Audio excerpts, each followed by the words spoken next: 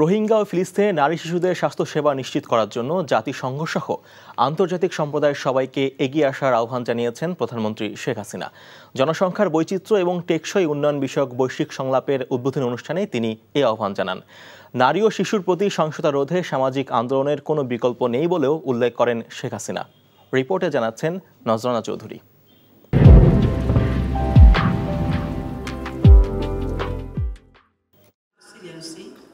জাতিসংঘের জনসংখ্যা ও উন্নয়ন বিষয়ক আন্তর্জাতিক সম্মেলনের ৩ দশক পূর্তি উপলক্ষে রাজধানীর একটি হোটেলে এক বৈশ্বিক সংলাপের আয়োজন করা হয়।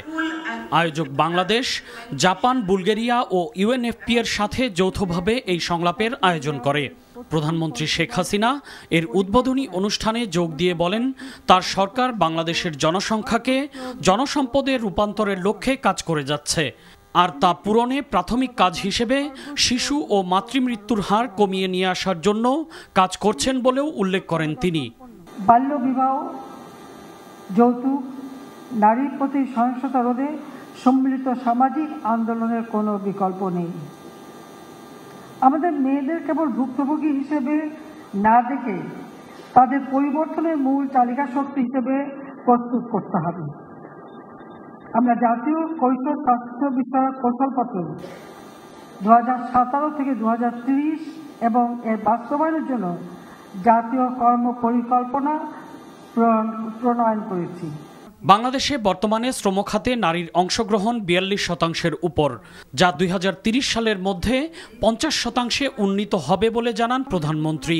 আর নারীদের এই অংশগ্রহণ টেকসই করতে বিশ্ব সম্প্রদায়কে আর্থিক ও কারিগরি দিক থেকে সহায়তা করা খুবই গুরুত্বপূর্ণ বলেও উল্লেখ করেন তিনি। সুবিধাবঞ্চিত জনগোষ্ঠীর স্বাস্থ্যসেবা নিশ্চিত করা না গেলে এই লক্ষ্য পূরণ দুরূহ হবে বলেও আশঙ্কা প্রকাশ করেন শেখ হাসিনা। বাংলাদেশে আশ্রয় নেওয়া মিয়ানমার থেকে জোরপূর্বক উচ্ছেদকৃত রোহিঙ্গা জনগোষ্ঠী এবং ইসরায়েলের গণহত্যা ও আগ্রাসনের ফলে নিপীড়িত ফিলিস্তিনি জনগণের কথা, বিশেষ করে বিপুল সংখ্যক নারী ও শিশু ফিলিস্তিনে আজ প্রয়োজনীয় চিকিৎসা ও স্বাস্থ্য সেবা থেকে বঞ্চিত। প্রতিনিয়ত জীবন মৃত্যুর সঙ্গে তারা লড়াই করছে।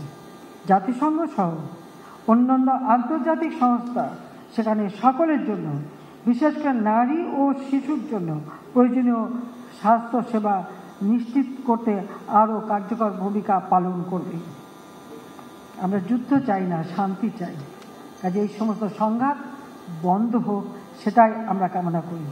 জনসংখ্যা বিষয়ক বৈশ্বিক এই সংলাপে 48টি দেশের প্রতিনিধিরা অংশ নিচ্ছেন। নজরানা চৌধুরী, NTV নিউজ, ঢাকা।